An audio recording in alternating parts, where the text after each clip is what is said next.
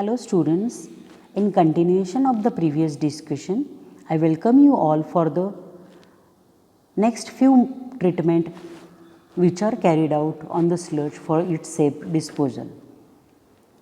The treatment method to treat and dispose of the sludge, already we have covered the thickening and digestion.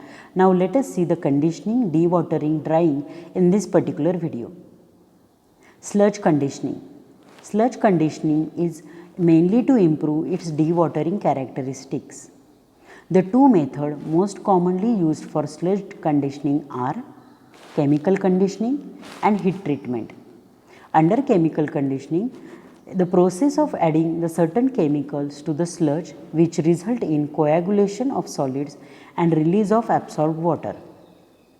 Then heat treatment. In this process, sludge heated for a short period of time under the pressure. As a result, sludge will get sterilized, deodorized and is dewatered readily on the vacuum filter. So, in the sludge conditioning process, the entire conditioning improves the dewatering characteristic. Water will get released from the sludge or wet sludge very easily, and thereby it will help in drying. Then sludge dewatering. Sludge dewatering is a physical unit operation used to reduce the moisture content of the solid sludge. So, the water which get released in the conditioning process, here in this process the dewatering is carried out, that is the removal of that separated water. It is carried out for one or more of the following reason. The cost of trucking sludge becomes substantially lower when volume is reduced by the dewatering. Dewatered sludge is generally easy to handle than the thickened or the liquid sludge. Dewatered sludge have more calorific value due to the removal of excess moisture. Dewatering provides the odorless and non-perishable sludge. Landfilling of the waste water reduces the leachate production. Dewatering of the digested sludge is complete by either one or the method to open sludge drying bed.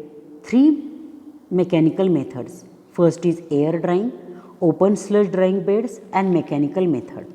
So, in this particular we are going to focus on the open sludge drying bed. Open sludge drying beds. This method of dewatering and drying the sludge is especially suitable for those locations where the temperature are higher, similar to the one prevailing in our country. The method consists of applying the sludge on specially prepared open beds of land, as you can see in the figure. A typical cross section of the sludge drying bed is shown in figure, where the percentage of sludge drying beds are usually consist of a bottom layer of the gravel of uniform size over which is laid the clean sand. So, the uniform gravel is provided at the bottom, over which the sand layer is provided. Open jointed tiled under drains are laid in the gravel layer to provide a positive drainage as the liquid passes through the sand and gravels. The under drains are made of vitrified clay pipe of at least 10 cm diameter laid with the open joints. So, the under drainage system is provided at the bottom of the gravel layer. The vitrified pipe of size 10 cm diameter with the open joints are provided. Sufficient slope is provided for the bottom gravel layer. Under drains are placed not more than 6 meters apart. Around under drain, graded gravel is placed in layer up to 30 cm with a minimum of 15 cm about top of the under drains.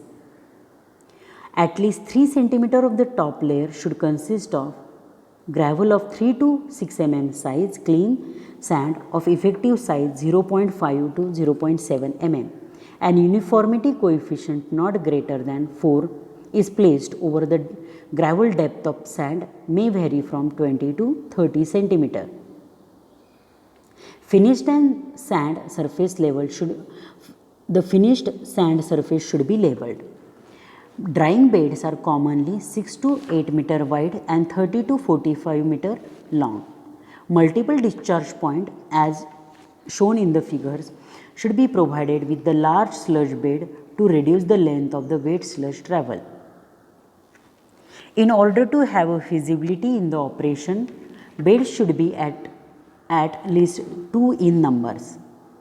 Sludge inlet to the drying bed have minimum diameter 20 cm, terminating at least 30 cm above the sand surface. When digested sludge is deposited on the well-drained bed of sand and gravel, the dissolved gases tends to bio up and float the solid, leaving the clear water at the bottom, which drains through the sand rapidly. Major portion of the liquid drains off in few hours, after which the drying commences by evaporation. So, if you see the figure, at the top of the figure, the sludge layers can be observed. Sludge cake shrinks, producing the cracks which accelerate the evaporation from the sludge surface. Dried sludge cakes can be removed by the shovel or the fork when the moisture content is less than 70%. So, after shrinking, after drying, the dried sludge cakes are removed with the shovels. Some sand cling to the bottom of the sludge cake, result in reduction of the sand depth, when this depth decreases to 10 centimeter, clean coarse sand used to replenish the original depth of the please read the depth of the bed. So, in this particular video, we have discussed the conditioning, dewatering and drying of the sludge. In the coming videos, we will discuss the ultimate disposal and the remaining methods. Thank you for watching.